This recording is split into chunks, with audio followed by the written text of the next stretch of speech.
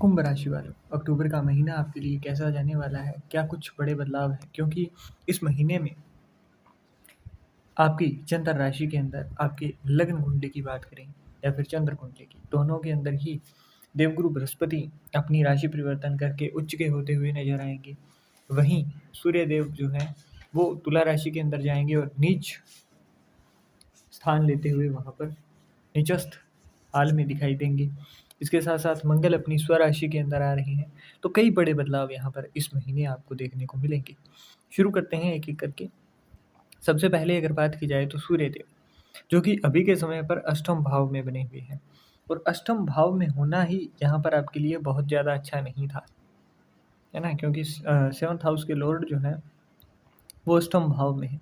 कहीं न कहीं आपकी डेली वेज की बात करें, मतलब हर दिन की जो इनकम होती है उसके अंदर आपको बहुत ज़्यादा फ़ायदा देखने को नहीं मिल रहा है। कहीं न कहीं आपकी मैरिड लाइफ़ के अंदर टेंशन बना हुआ है, चिंताओं का हाल है। जो लोग बिज़नेस कर रहे हैं उनके लिए भी थोड़ा मंदी का माहौल यहाँ पर देखने को मिल रहा है। काम का बार-बार मंदा हो जाना। वहीं पार्टनरशिप जहाँ भी है तो अंडरस्टैंडिंग बेस्ड इश्यूज़, कहीं न कहीं ईगो बीच में आ रही है। आपको संतुष्टि महसूस नहीं हो पा रही है, मतलब अंदर से खुशी नहीं है। और यही चीज़ जब यहाँ पर नवम भाव में जाएँगे तो उतना बुरा नहीं रहेगा। हालाँकि यहाँ पर त्रिकोण में ही है, केंद्र में नहीं है, परंतु फिर भी जब यहाँ से नवम भाव में ट्रांज़िट होगा तो उसके बाद में भाग्य का साथ आपको आपके स्पाउस के हाल से मिलेगा। अगर आपका जो भी हस्बैंड है, वाइफ़ है ना? तो उनके जो भी हाल हैं अच्छे हैं, तो वहाँ पर उसी का ही यहाँ पर आपको प्रतिबिंबित रूप, जैसे कि आप किसी शीशे के सामने खड़े होकर अपने आप को निहारा करते हैं, उसी तरीके से ही यहाँ पर आपके लिए जो फल सूर्य देव देते हुए नज़र आएँगे। भाग्य भाव के अंदर गोचर होना सप्तम भाव से आपके बिज़नेस के अंदर अच्छा रहेगा माहौल। यहाँ पर आपको जैसे ही ये ट्रांज़िट होगा तो उसके बाद से आपको अपने स्पाउस का अच्छे से साथ मिलता हुआ नज़र आएगा। आपको भाग्य की वजह से यहाँ पर किसी यात्रा का मौका मिलेगा। आपकी लाइफ़ के अंदर सुख आता हुआ दिखाई देगा। आपका जो यहाँ पर धन की बात करें तो वो भी कहीं न कहीं जो कमी दिखाई दे रही थी, जो डेली वेज के अंदर कमी दिखाई दे रही थी, मतलब हर दिन की जो कमाई है वो कम हो रही थी, बिज़नेस के अंदर घाटा देख रहे थे। तो उन चीज़ों के अंदर कहीं न कहीं बढ़ोतरी होती हुई आपको दिखाई देगी। वो चीज़ें सुधरती हुई दिखाई देंगी आपको। नीच अवस्था में भी यहाँ पर बैठकर, क्योंकि ये जो है ये पक्का घर है, कहीं न कहीं देवगुरु बृहस्पति का इसके ऊपर असर होता है। मंगल का यहाँ पर अच्छा असर होता है। तो इसलिए ये जो ट्रांज़िट है ये फिर भी आपको उतना ज़्यादा नेगेटिवली इम्पैक्ट नहीं करेगा। इस समय में आपको करना क्या चाहिए? आपको अपने पिता के साथ अच्छे से बनाकर रखनी है, फादर इन लॉ के साथ अच्छे से बनाकर रखनी है। इसके साथ-साथ 17 अक्टूबर से पहले-पहले आपको, और उसके बाद भी आदित्य हृदय स्तोत्रम का पाठ करना, है ना? अब से लेकर आपको 16 नवंबर तक लगातार करते रहना है। सूर्य देव को जल अर्पित करना, हालाँकि राशि के जो स्वामी हैं वो शनिदेव हैं, परंतु फिर भी सूर्य देव को जल अर्पित करना, और वो भी निवेदन अर्घ। मतलब आपके द्वारा जब आप जल अर्पित करेंगे तो उसमें एक चीज़ का ध्यान रखना है, जो जिस भी पात्र के अंदर, या तो आप तांबे का यूज़ कीजिए या फिर सोने का, है ना? इन 2 ही पात्रों को आप यूज़ करेंगे, और जल जो है वो छान कर डालिए या ना डालिए। 2 पात्र ऐसे होते हैं, सोने का और तांबे का, जिसके अंदर अगर जल छान कर भी नहीं डाला है तो भी वो पवित्र माना जाता है। अब यहाँ पर उसके अंदर आपको हल्का-सा गुड़ डालना है और फिर इसको जल को अर्पित करना है। अपनी जो छाती है ना? उसकी ही सीध के अंदर आपको उसके ही अलाइन होते हुए जल को अर्पित करना है, और धारा उसके ही अकॉर्डिंग बहनी चाहिए, क्योंकि यहाँ पर सूर्य देव का बहुत अच्छा हाल नहीं रहेगा, और ग्रह गोचर जो होते हैं वही दिखाते हैं। लग्न कुंडली के अंदर हो सकता है आपके राजयोग हो, परंतु वो राजयोग कब मिलेगा वो गोचर बताते हैं आपके। तो ये जो समय है ये हर किसी की लग्न कुंडली की बात करिए या फिर राशियों की बात करिए, दोनों ही जगहों पर समान ही इम्पैक्ट देता हुआ आपको नज़र आएगा। अब आगे अगर हम बात करें तो यहाँ पर देवगुरु बृहस्पति जो है वो भी यहाँ पर आपकी राशि परिवर्तन करेंगे और कर्क राशि के अंदर जाएँगे, जहाँ पर वो उच्च होते हुए नज़र आएँगे।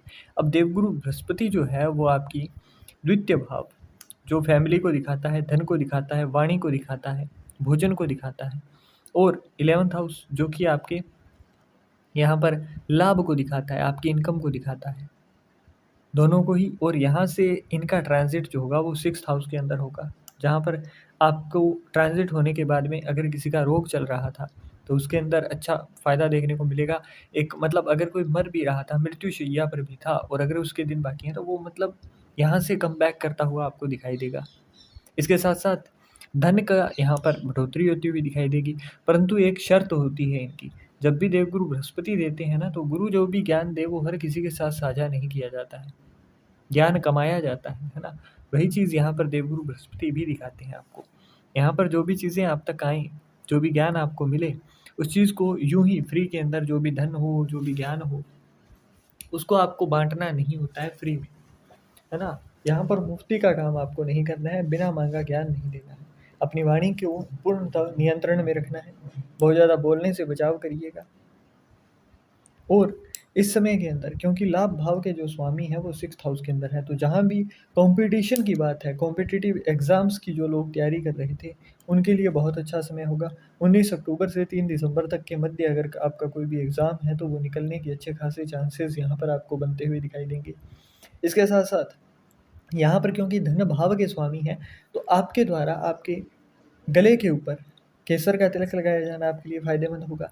इस समय काल के अंदर अगर आपकी जो लग्न कुंडली है उसके अंदर अगर देवगुरु बृहस्पति का बहुत अच्छा ट्रांज़िट नहीं है या फिर वहाँ पर बहुत ज़्यादा ही जैसे राहु साथ में बैठे हैं कुंडली के अंदर, तो ऐसे में आप एक कार्य कर सकते हैं, यहाँ पर दूध के अंदर थोड़ा केसर डालकर उसका शाम को जब आप सोने जाएँ, उससे पहले सेवन करना आपके लिए बहुत ही फ़ायदेमंद यहाँ पर देखने को मिलेगा। क्योंकि 4th हाउस के अंदर हैं, तो आपसे आपके दुश्मनों को दूर कराएँगे, जितनी आपकी बदनामी होगी, जितना ज़्यादा आपके लिए लोग बुरा बोलेंगे, उतना ही ज़्यादा आप ग्रोथ देखने को मिलेगी आपको। परंतु उस मामले में आपको पूर्णतः अंधों की तरह बिहेव करना है। आपको उस चीज़ से बिल्कुल फ़र्क नहीं पड़ना चाहिए और ना ही आप स्वयं से उन लोगों को कोई भी तरीके का जवाब देते हुए यहाँ पर नज़र आएँ। है ना? तो ये इतनी सी आदतें हैं जो कि आपको बदलनी होगी। बाकी ओवरऑल अगर देखा जाए तो जब तक पंचम भाव में है तो 19 अक्टूबर तक वैसे भी अचानक धन लाभ के योग बना रहे हैं। यहाँ पर आपके द्वारा पितरों की सहायता लिया जाना है क्योंकि पंचम भाव जो होता है वो पितरों का होता है।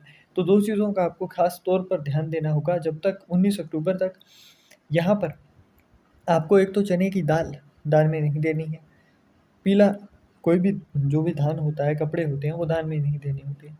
गोल्ड अगर किसी को गिफ्ट में देना है तो आपको नहीं देना है, किसी अन्य के द्वारा। अगर आपके स्पाउस हैं तो उनके द्वारा आप दिला सकते हैं।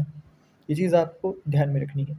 और यहाँ पर अचानक धन लाभ के लिए आपको कौवों को भोजन करवाना, कुत्ते को भोजन और यहाँ पर गऊ को, चींटियों को, इन 4 जीवों को आपके द्वारा डेली हल्का-हल्का अंश भी अगर आप देते हैं, जितना भी आपसे हो सके, तो वो अच्छा रहता है आपके लिए, अच्छा फ़ायदा यहाँ पर करवाता हुआ दिखाई देता है क्योंकि 11th हाउस के लॉर्ड जब भी 5th हाउस के अंदर आते हैं तो वो एक अचानक धन लाभ का योग बनाते हुए दिखाई देते हैं और दोनों ही तरफ से अगर आप देखेंगे तो 9वाँ और 12वाँ भाव आपका धन ही बताता है।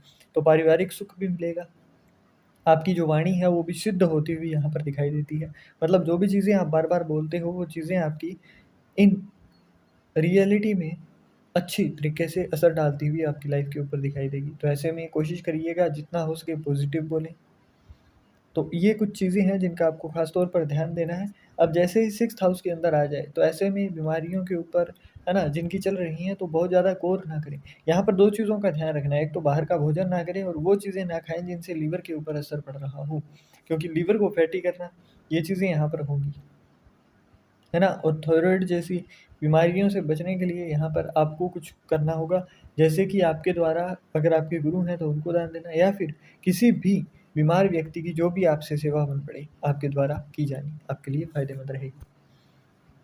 आगे अगर बात करें तो यहाँ पर शुक्र जो है वो तुला राशि के अंदर सूर्य तुला राशि के अंदर जैसे प्रवेश कर रहे हैं वैसे ही 9 अक्टूबर से शुक्र कन्या राशि के अंदर प्रवेश कर रहे हैं। शुक्र का कन्या राशि के अंदर प्रवेश करना मतलब 8th हाउस के अंदर। तब तक केतु और शुक्र एक साथ हैं, तो आप जो भी बोलोगे वो चीज़ें आपके जीवन में सत्य होती हुई दिखाई देंगी। परंतु जैसे ही अष्टम भाव में आ जाते हैं तो मृत्यु संजीवनी है। अगेन यहाँ पर भी आपके लिए कुछ चीज़ें अच्छी कर रही हैं। अगर कोई मृत्युशैया पर था तो भी उसके लिए हेल्थ के मामले में बहुत अच्छा है। धन की बात करें तो यहाँ पर बस आपको एक चीज़ ध्यान में रखनी है कि नेगेटिव नहीं बोलेंगे और पितरों की कृपा लेने के लिए आपको कर्म करना होगा। यहाँ पर आप एक काम कर सकते हैं, इत्र की शीशी को शमशान में, सिर्फ शमशान में ले जाकर दबाया जाता है, इत्र को दबाया जाता है ना? तो वो आप कर सकते हो। अगर वो ना किया जा सके तो फूल दबा सकते हो आप, परंतु फूल फिर लाल होना चाहिए, है ना? तो ये आप कर सकते हो, नहीं तो दही दबा सकते हो वहाँ पर। परंतु जो असर आपको इत्र से मिलेगा वो किसी अन्य चीज़ से उतना नहीं मिलेगा। यहाँ पर क्योंकि 8th हाउस को शमशान से देखा जाता है, ऐसे में अगर आप शमशान का पानी भी घर के अंदर लाकर नॉर्थ डायरेक्शन के अंदर या फिर छत पर रखते हो तो अचानक धन लाभ के योग और भी प्रबल हो जाते हैं।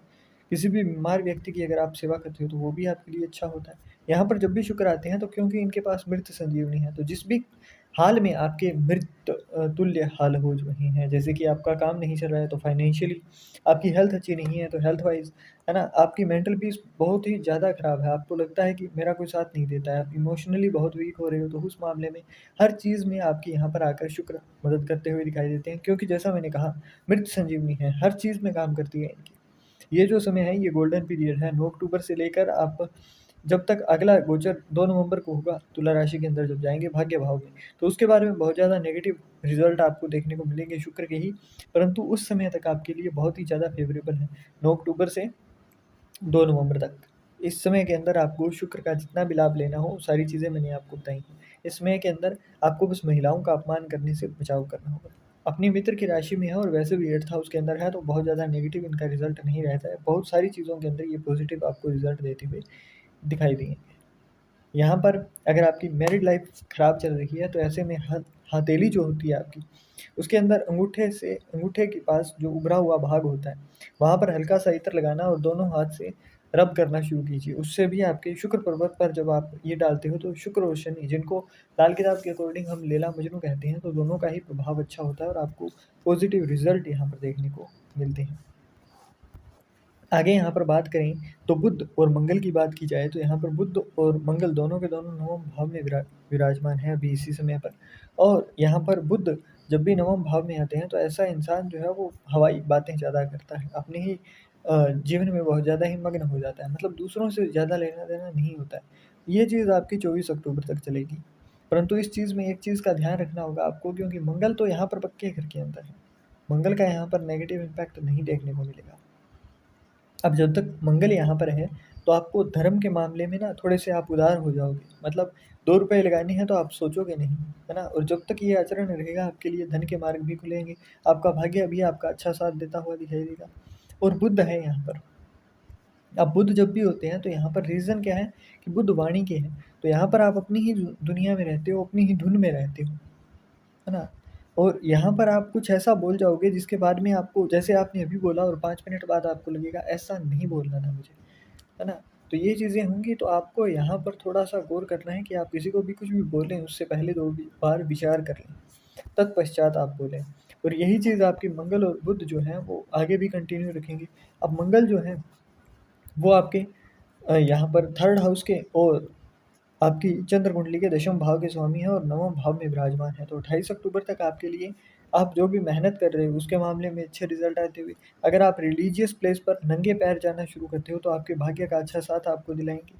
आपके प्रोफेशनल वर्क जो भी आप कर रहे हो वहाँ पर आपको ग्रोथ देने में सहायता करेंगे। ये चीज़ें हैं इनकी बहुत अच्छी हैं, जो कि इस मामले में बुध जो है वो आपके 8th हाउस के और 5th हाउस के लॉर्ड हैं। तो आप यहाँ पर अगर पितरों की सहायता लेते हो तो वो आपके लिए यहाँ पर भाग्य का द्वार खोलने में सहायता देंगे। और दोनों ही चीज़ों के बारे में मैंने आपको पूरे अच्छे तरीके से जानकारी दी है कि आप पितरों का सहायता कैसे ले पाओगे, आपको आपके भाग्य भाव का कैसे साथ मिलेगा, तो वो दोनों ही चीज़ें मैंने आपको बताई हैं। अब इसके अंदर एक और ऐड ऑन आपको बता देते हैं, अगर आप रुई, मतलब जो कॉटन होती है ना, उसका दान अगर आप मंदिर के अंदर करते हो, क्योंकि यहाँ पर तुला राशि है, तो अगर ये दान करते हो तो आपका सूर्य देव का अच्छा साथ आपको देखने को मिलता है ना? और ये चीज़ें होंगी आपके साथ। तो वन बाय वन जैसे-जैसे मैंने बताया है उन चीज़ों का ध्यान में रखिएगा। 19 अक्टूबर के बाद अगर आप, जो एक तांबे का लोटा होता है उसके अंदर सिर्फ़ एक बार आपको करना है, तांबे के लोटे के अंदर आपको 400 ग्राम चने की दाल लेकर उसको किसी भी मंदिर के अंदर दान देकर आना है। और तांबे का लोटा आपको साथ में ही छोड़ कर आना होता है। सिर्फ़ एक बार करना है ये, है ना? उसके साथ-साथ आप रुई भी लेकर जा सकते हो, परंतु माचिस नहीं लेकर जाएँगे, धूप, मतलब अग्नि तत्व का कोई भी सामान आपको नहीं लेकर जाना होता है।